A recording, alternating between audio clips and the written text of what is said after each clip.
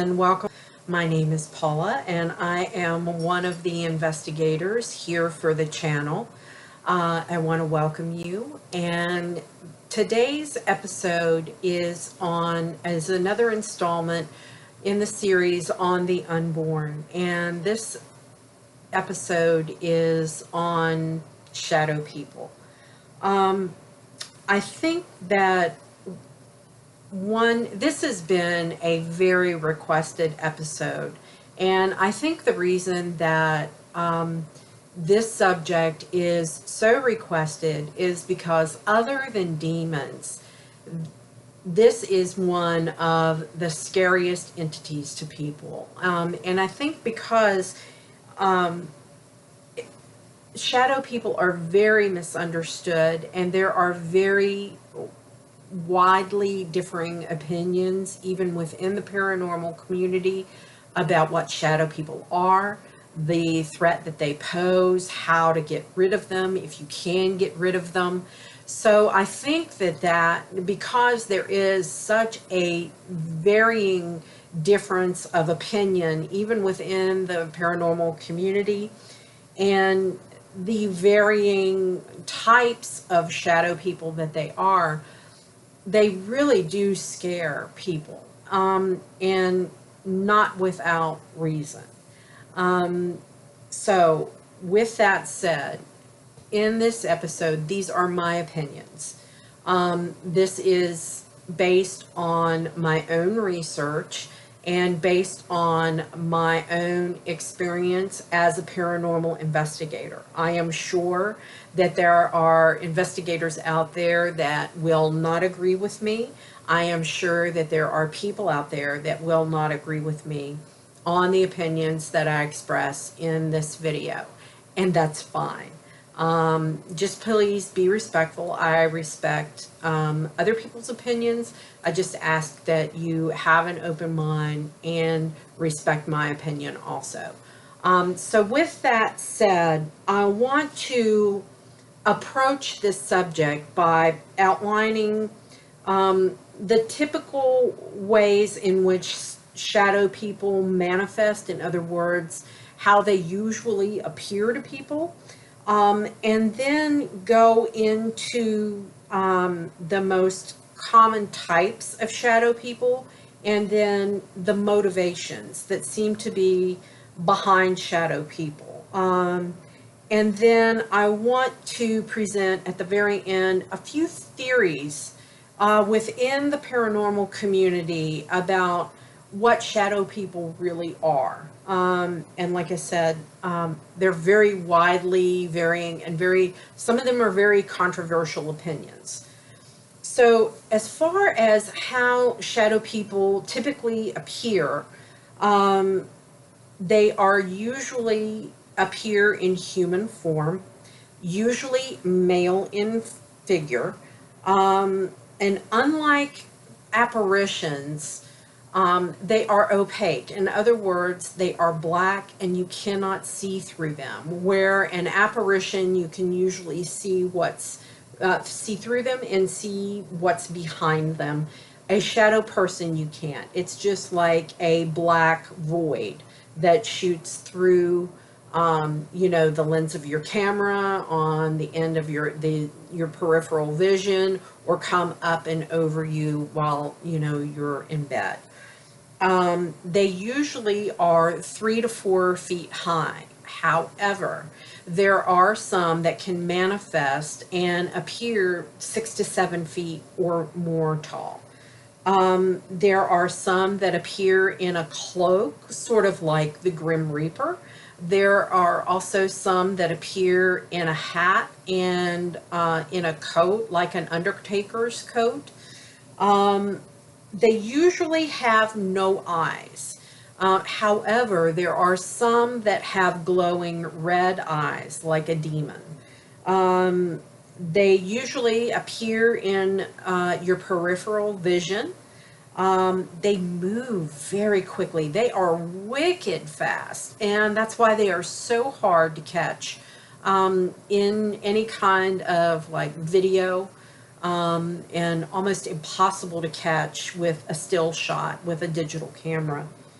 They can usually appear like peeking around corners or peeking in a doorway. They usually are aware and react to us. The most common ones are.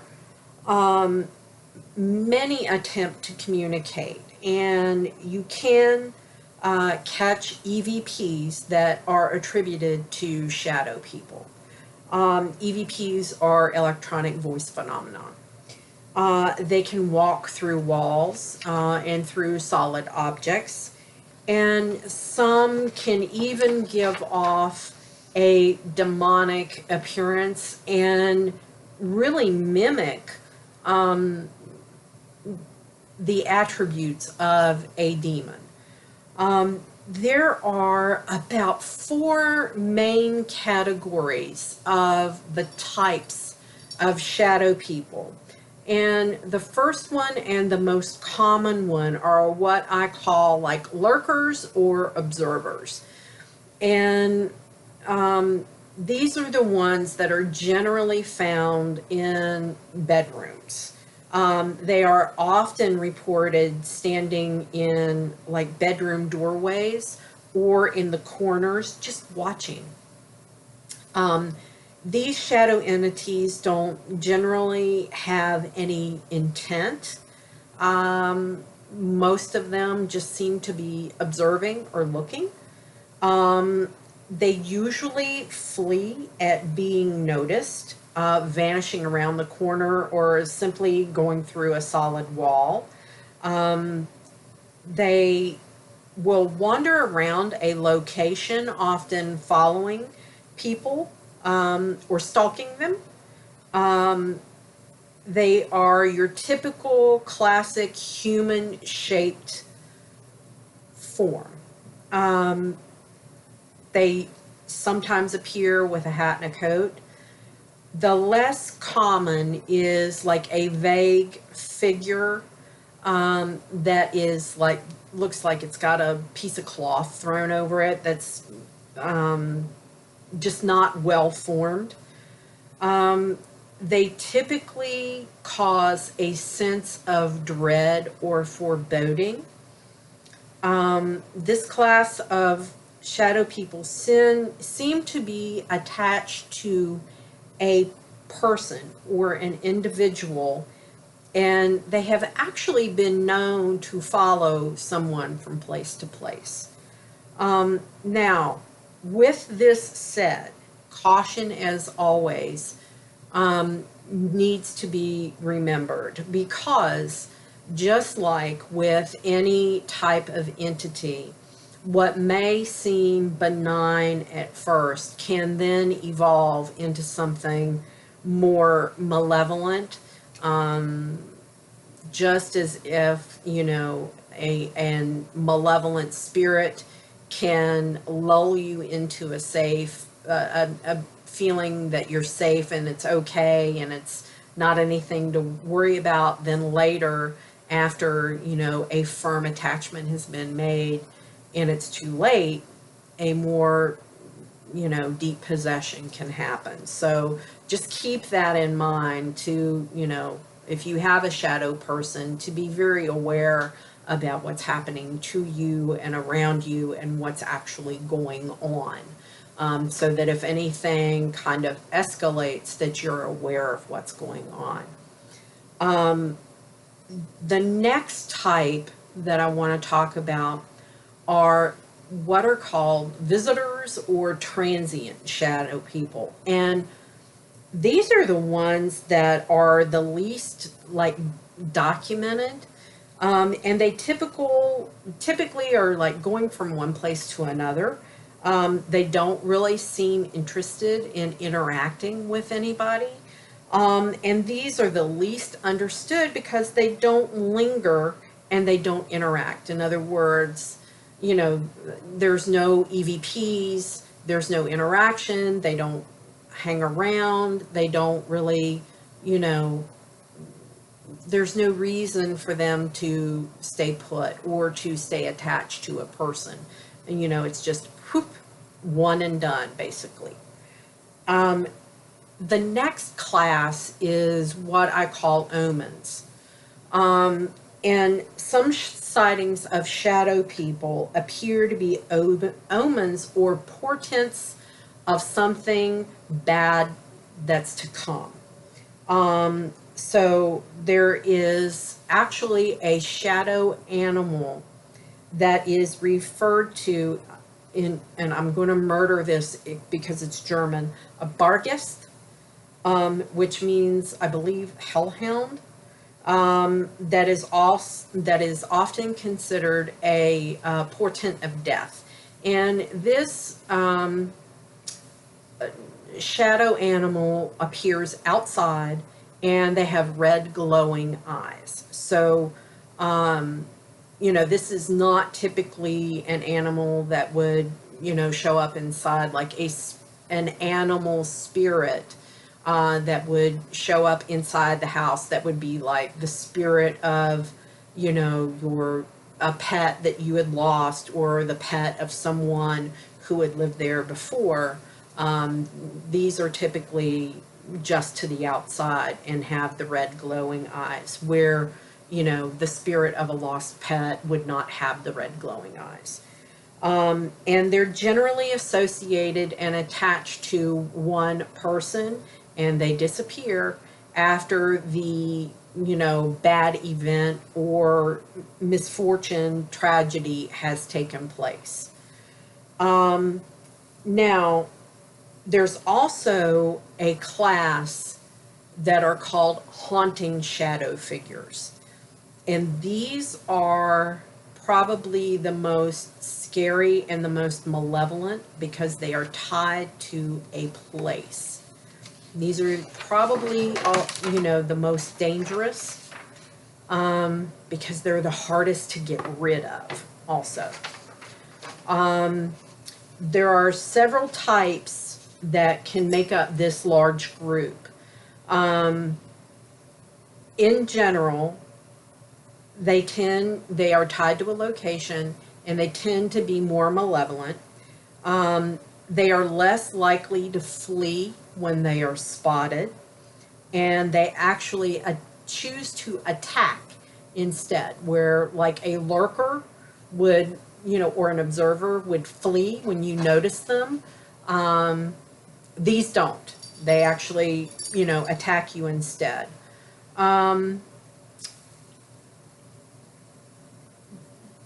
At the extreme end of this spectrum are the worst of the shadow people. And these are what are referred to as demonic shadow creatures.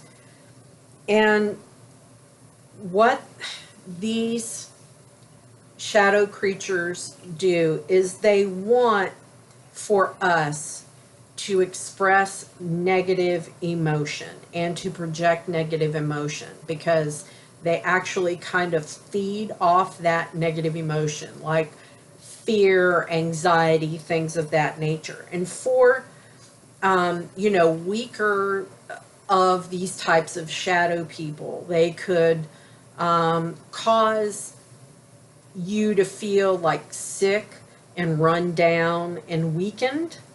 So let's say you had always been, somebody who was perfectly healthy, and you moved to a new home or a new location, and all of a sudden you just develop all these debilitating conditions that are so out of character for you, and they seem to be idiopathic. In other words, they can't really find what's the reasoning, the underlying reason for these conditions are.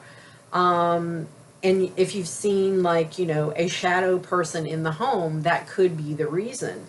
And then for the strongest of these entities, they are capable of full-on possessions. And they're also capable of throwing objects.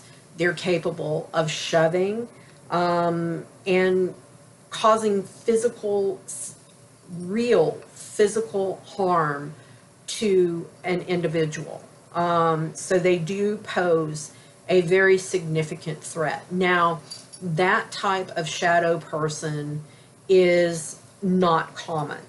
It's just like extremely malevolent spirit or a demon.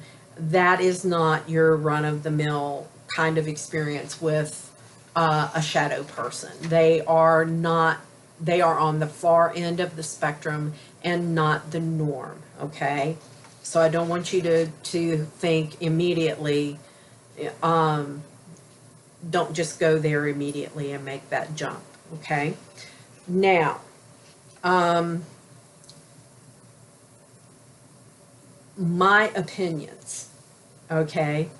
These are in the paranormal community. There are several theories about what shadow people really are, because they're not really considered ghosts, they're not demonic, they're not this, they're not that, they're not something else. So a lot of people think that they're actually, sorry about that, some kind of alien. They also, there are theories that think that shadow people are interdimensional travelers that are coming from other worlds to ours, and, especially of the lurker or observer type of shadow person. Some people believe that these are time travelers. Some people believe that they are astral bodies. And this theory would be a little bit more familiar to people who are, pagan, neo-pagan, who do a lot of really deep meditation, transcendental meditation, where you get into a state where your etheric body separates from your physical body, not spiritual body, your physical body, and travels to the astral plane. And, a lot of psychics do this to do remote viewing, to look at events in the future, to look at events in the past, things of that nature. So a lot of people embrace that theory a little bit more than some of the others as an explanation for shadow people, that it's actually somebody traveling in the astral realm that's observing for, someone. Also, there are people that flat out think that they're a type of demon, and that's the only explanation. And then some in the paranormal community say that they are nasty ghosts. My personal opinion is that the shadow people that I have encountered have a very different vibrational level than demons and human spirits and elementals. They are not human soul born, as I say. They are, the unborn. They have not ever had a human soul. I do not believe that they have come from, the pool of souls. So because they have such a different vibrational level, to me as a psychic medium, that's why I call them part of the unborn, because they have not possessed a human soul, and they're not meant to possess a human soul. Now, like, all spirits, not all shadow people are the same. Like I've said before, some can be very, very benign, where others can pose an extreme risk and a very significant risk, and can be just as dangerous as demons. They can attach to someone and literally possess them, just like, you know, a demon or a nasty ghost can. So you have to really, you know, be vigilant and watchful. Shadow people are capable of communicating. We have actually caught EVPs and had intelligent responses, just not, you know, guttural growls or anything like that, but they've been intelligent responses to what's been going on. My ghost hunting partner, Alex, I've mentioned in a couple of the episodes here on BYO Spirit and Everything Paranormal, that his daughter's house has a shadow person, and they have kind of, you know, coexisted for several years in this house. And when they first moved into that house, this shadow person was not nice to Alex's daughter and his grandchildren. And Alex had to basically, you know, sit the shadow person down and say, listen, knock it off, or I'm going to get rid of you, and you're not going to like what I do. And after that, things calmed down. The EVPs that Alex caught, we were doing an investigation. He was trying to figure out what something was, and he was like, what is that? You know, is that a doll? What the heck is that? You know, because you're sitting there in darkness and you're using a little IR light on your camera to try to look at things, and the EVP said, it's only just a doll. So that was quite, you know, an intelligent response to what was happening. Alex saying, you know, is that a doll? What is that? It's only just a doll. And then there was another one where, you know, Alex was saying something about, you know, getting a drink, and he had, you know, a soda, and the EVP was Coca-Cola. In other words, he was saying that, you know, he knew what Coca-Cola was.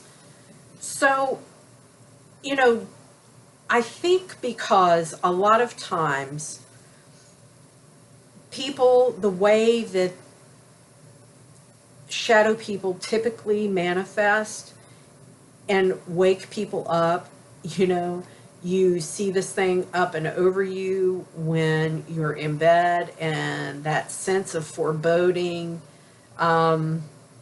wakes you up and, you know, brings you out of a deep sleep and just scares you to death. And it can be very, very menacing. And that in itself is a very traumatizing kind of event. Nobody wants to go through that. And then if you have that, you know, feeling where of a night paralysis where you're being held down or something like that, those are the ones that you really kind of need to worry about, and you need to try and kind of determine, you know, is it a shadow person? Is it something that you can't see through? Or is it more of an apparition that you can see through? Is it a pissed off ghost? You know, or is it something more malevolent than that? And you have to look for, you know, various indicators and try to, you know, ascertain what's going on. There are ways that you can try and rid yourself of shadow people, and I've, you know, done a recent episode on BYO Spirit and Everything Paranormal on a general house cleansing for negative energies and, you know, just low-level ticked off ghosties. So I'm going to do another specific video on Defense Against the Dark just for shadow people. And you'll have to, you know, stay tuned for that. I know I'm teasing you guys. But that is it for Shadow People. I'm going to try and keep our episodes to between 20 and 30 minutes, and not take up quite so much of your time. If you've got questions, hit me up on Twitter. I'll put the link in the description box to the Twitter. And I really appreciate you guys tuning in and following us here on YouTube. Be sure to click the subscribe button and hit the notification bell so that you know when we upload. I am going to try and upload once a week on Fridays. And if you've got any comments or questions, please leave them below, and I will do my best to get back to you just as quickly as possible. And if you have suggestions for future episodes of anything paranormal or occult related that you would like to know about, please leave them in the comments below. And until my next upload, be well and walk in the light, everyone.